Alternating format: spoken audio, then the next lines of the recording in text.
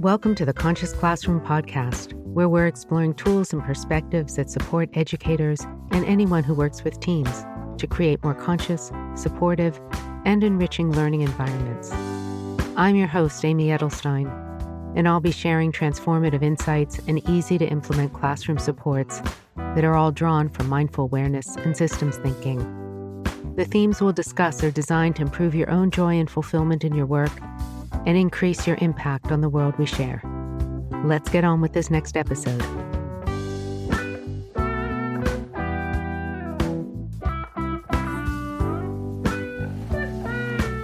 Hello, and welcome to the Conscious Classroom podcast. My name is Amy Edelstein, and I am really looking forward to this exploration today. I want to unpack some of my recent experience and also some of the larger questions that I've been reflecting on, which really have to do with dropping into our deeper meaning, purpose, and direction, and how we do that when we're in the middle of an education environment where we have to respond day in and day out, and the students never stop coming, and the students never stop growing, and the students never stop needing guidance and to be educated. So how do we pause and reflect and center at the same time as responding to all of the immediate needs that can't wait? Last week, I had the delightful privilege and opportunity to convene and moderate a dialogue with Robert Thurman and Jon Kabat-Zinn focused around the future of education. Both of these individuals are extraordinary in the depth and breadth of their knowledge, their quality of reflection over decades, and their tireless commitment to bringing the wisdom of Eastern teachings, the Dharma, into the West. We all owe them a huge debt of gratitude. If Robert Thurman hadn't learned Tibetan and become the Dalai Lama's translator for 10 years and hosted numerous Eastern teachers at his own apartment in New York way before it was fashionable, we probably never would have come to this moment in time where the Dalai Lama's work and the teachings of that tradition have become so well known and studied in fields ranging from neuroscience to trauma recovery. And he really single-handedly dedicated so much of his life to this that if we're involved in any of these, have read any of his books or studied any of these teachings or been exposed to even short videos with the Dalai Lama and been inspired, we really do owe him a debt of gratitude for his service and passion and commitment. And Jon Kabat-Zinn, when it comes to the world of mindfulness, he is the father of Western mindfulness. Bringing it to UMass Medical Center early on, doing research on how it could mitigate the impacts of diseases starting in 1979. And now mindfulness is more than a household word, even on your iPhone for your snooze controls or your focus controls. You have a mindfulness control. I know he never would have thought 50 years ago, when it was so fringy and woo-woo, that it would become so popular, so well known, so well used, and so well applied in everything from medicine to education. So being with these two giants, I really wanted to hear from them about the insights and principles that they feel are most important for our individual and collective transformation. What is going to help our students mature into wise, compassionate, and self-actualized individuals? What helped them? What are the insights that have been mainstays for both of them? The conversation, as I'm sure you can imagine, was just incredibly far-reaching. It was for two individuals who've spent a lifetime immersed in teachings around human wisdom and higher human capacities and mitigating the lower, baser impulses of human nature and supporting healing and recovery. It's very hard to stay on one single train of thought. And when it comes to education, education includes everything. So it's very hard to limit what we're talking about. Sometimes the themes that were surfacing seemed a little bit left of center, a little bit beside the point, and yet, of course, they were entirely relevant. What's our bias for scientific materialism, scientism as it's sometimes called, and how does that limit the ways that we can know and intuit? How are we selling humanity and our world short if that's our only acceptable frame of reference? How can we stay present, immediate, those who are on the audience and those who are watching online, with our own reactions as they're happening, even as we're considering things that are so vast? Sometimes what they had to say triggered the audience when they were touching on structural or political issues, and one participant insisted that that was at odds with a spiritual analysis, and that the heart of our strife in the world today has a spiritual nature to it, and we need to return to that which is most important. Certainly a valid viewpoint, and yet only one approach. Some people left completely inspired, uplifted, optimistic, and reassured that we can touch into the better angels of our nature and reach our students and align with our school communities and move forward with optimism and passion.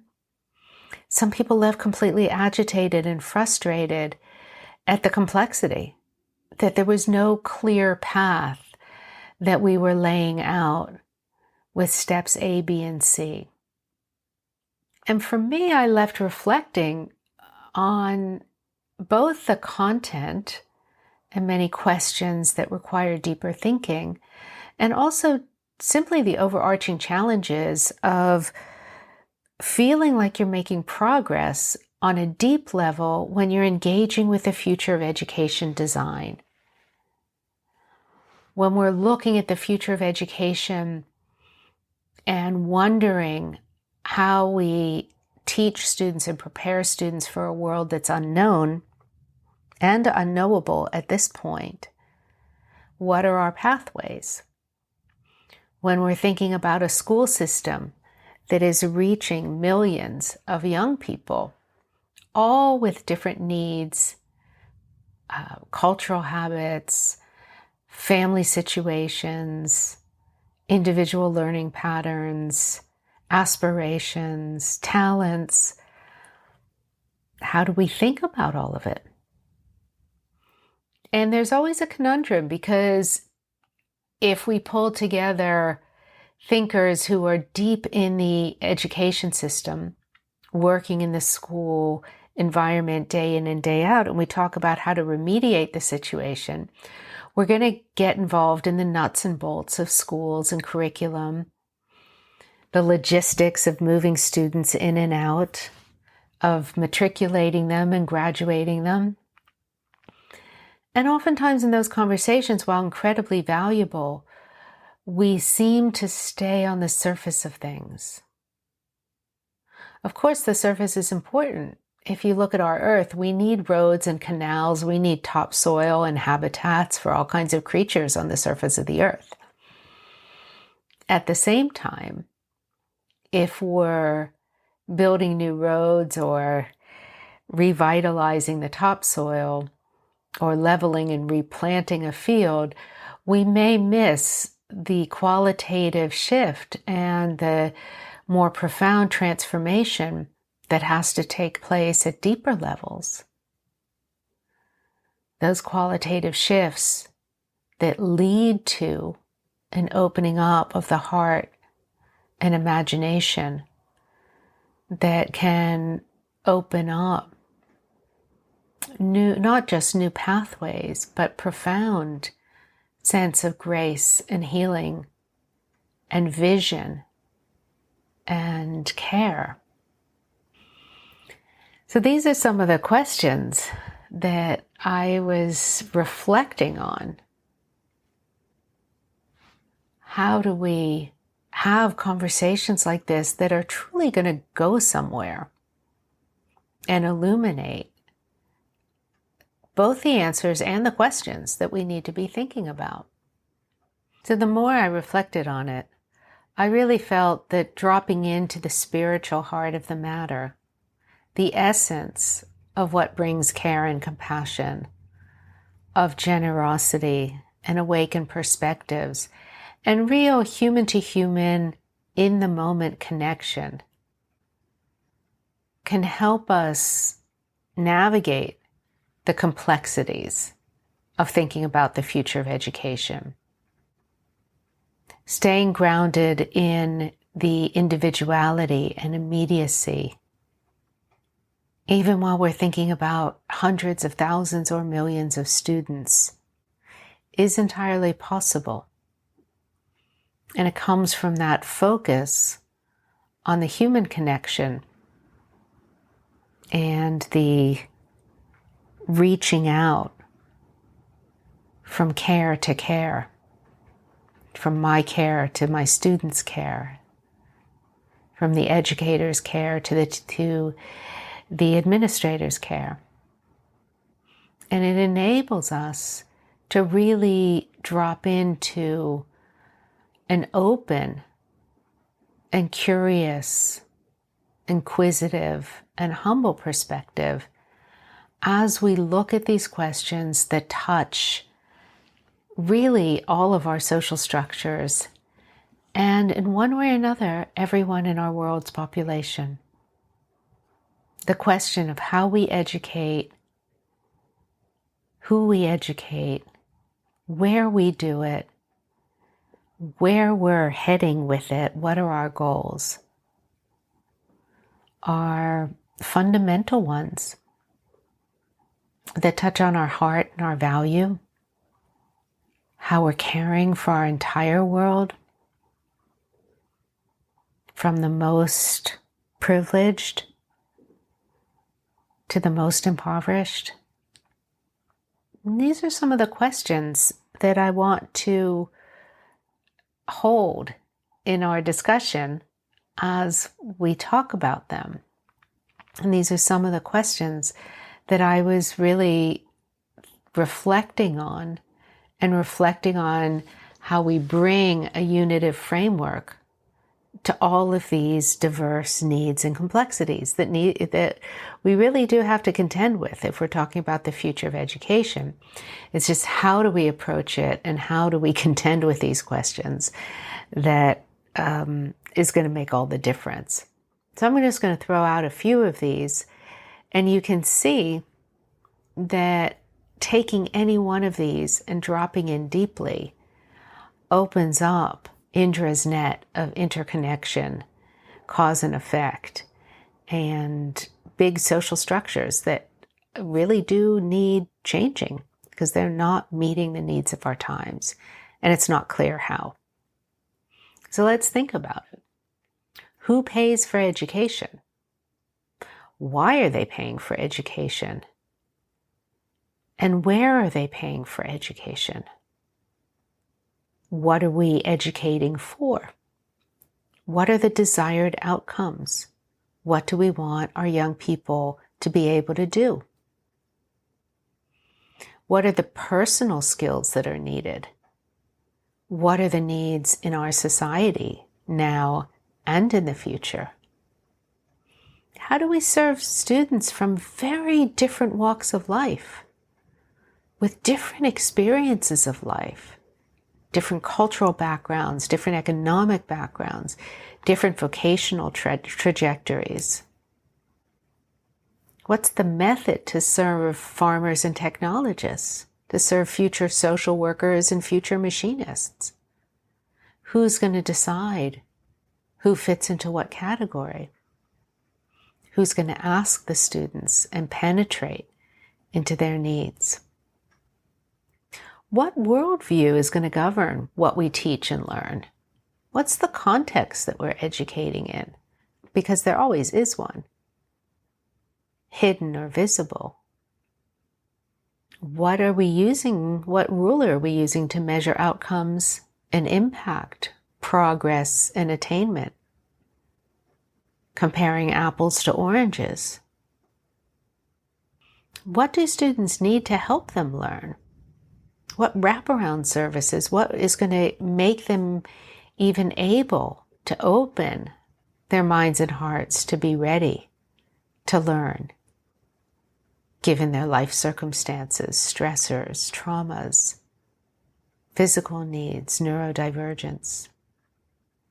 Should we be keeping students in single-age classrooms? Are they developing holistic skills of care and mentorship and peer leadership and support?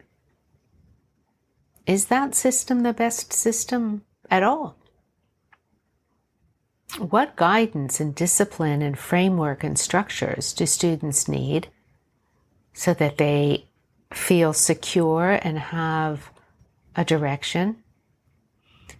And how can we do that and leave them free and unsupervised so they cultivate agency, they develop independence, they learn self-reliance, they struggle and cultivate their own problem-solving skills, communication, and conflict resolution? How do we let them muddle through in a way that builds their character, their confidence, and their conviction in their own self-worth? How do we expand horizons for those who feel that their pathways are very limited? And how do we open the horizons of those who feel the world is at their fingertips, when yet they don't see the lives of so many of the under-resourced people around the world? What are the universal principles that we want to focus on? Love, care, compassion. And what are the cultural specificities we need to develop? These are just some of the questions, and there are so many more. With all these questions and the complexity involved with them, I always seek to adopt a perspective that embraces and includes, that looks at the different perspectives and that opens up from the heart of the matter, which is the cultivation of our higher capacities and the guidance and mentorship of our young people to be the most wise, discerning, and caring individuals that they can be. So sometimes that requires stepping back, recognizing what's not knowable yet, what's ultimately not knowable, what I don't know, recognizing the validity in opposing points of view or what might be underlying those opposing points of view, and holding firm to the care for all souls, holding firm to caring for the humanity of all souls. With the recent passing this past week of Pope Francis, The world's had a chance to reflect on very simple values: love and humility, the one-to-one connection between individuals, and how when we individually embrace one another, we connect at a level of life essence rather than position or dogma. What I found so moving in reflecting on many of his actions is the care and fluidity and softness that comes from being firmly rooted in one's deepest values and highest aspirations. And at the same time, not shying away from the complexity of bringing about a better world. There's no doubt that there are many different pathways to lead us to improve education, educational outcomes, and to improve the world that our young people are going to grow into. We may disagree even strongly about those pathways, and yet the care is for the well-being of everyone, the well-being of each individual. So rooting in that and allowing ourselves to hold preconceived ideas lightly as we consider the way forward helps us find balance around an issue that is just terribly knotted and twisted and complex and seemingly unsolvable. It allows us to find balance by standing in our heart, in our humanity, and standing in that which is simple and sacred, that recognizes that which is both singular, individual, and symbiotic, co-related.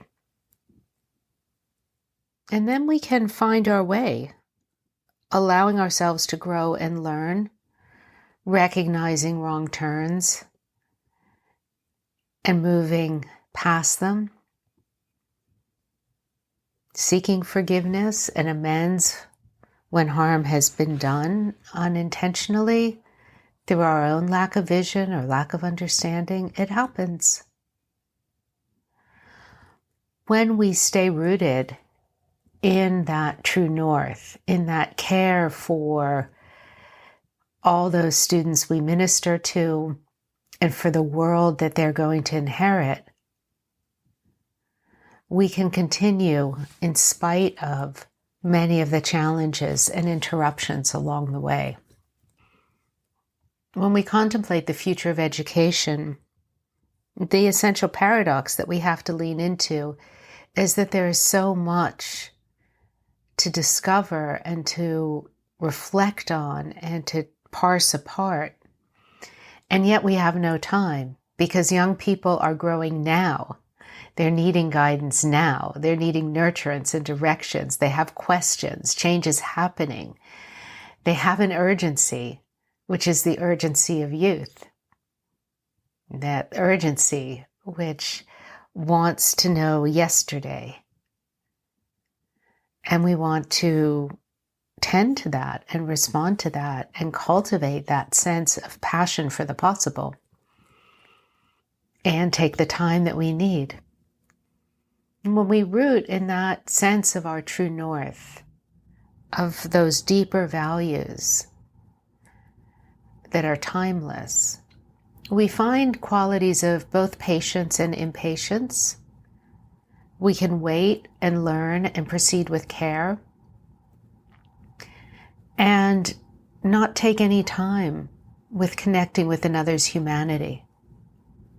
Sitting down and breaking bread, metaphorically or actually, to cross borders and boundaries and meet in a shared purpose, which is to bring about a better world, even if we are not sure how to get there or have very different ideas. So as all of you, my listeners, know that my passion is to bring about a better world. My channel is education and the future of education. And I'm very thoughtful right now about the way forward.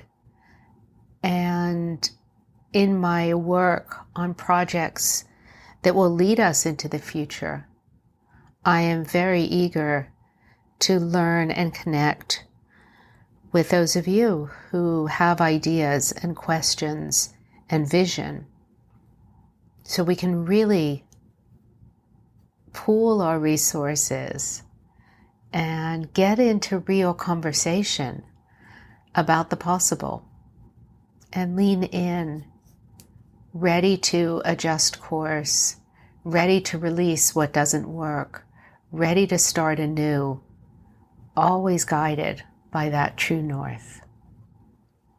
And as we do this, we'll involve our young people in these discussions as well. We'll listen and we'll hear, we'll question and we'll offer. And together, we'll lean into a possibility of an education system that brings about the qualities of wisdom and care so that all those individuals can continue to create a world that we all want to share. Thank you for listening. Till next time. Thank you for listening to The Conscious Classroom. I'm your host, Amy Edelstein. Please check out the show notes on innerstrengthfoundation.net for links and more information. And if you enjoyed this podcast, please share it with a friend and pass the love on. See you next time.